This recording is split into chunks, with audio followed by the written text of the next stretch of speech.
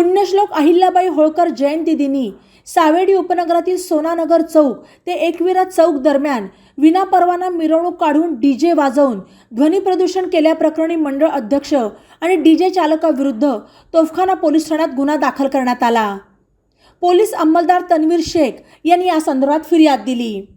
स्वाभिमानी युवा प्रतिष्ठान पाईपलाईन रस्ता मंडळाचे अध्यक्ष हेमंत नारायण मिश्रा, राहणार प्रिन्स कॉलनी पाईपलाईन रस्ता सावेडी आणि डीजे चालक आकाश ओमप्रकाश झाजोट, राहणार आंबेडकर कॉलनी भीमनगर भिंगार अशी गुन्हा दाखल झालेल्यांची नावे आहेत।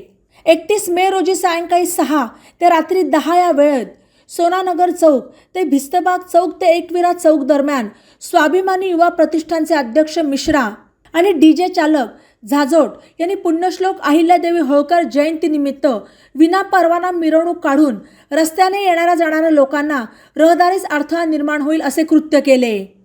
डीजे वाजवून ध्वनी प्रदूषण केले। आवाज कमी ठेवण्याबाबत बंदोबस्तावरील पोलीस अधिकारी आणि अंमलदार यांनी सूचना देऊन देखील त्याकडे दुर्लक्ष केले।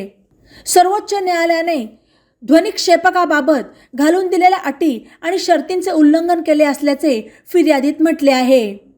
दरम्यान पोलिसांनी मिरवणूक संपल्यानंतर डीजे साहित्य ताब्यात घेतले। ई नवा मराठा यूट्यूब चॅनलला सबस्क्राईब करा आणि बेल आयकॉनवर प्रेस करा।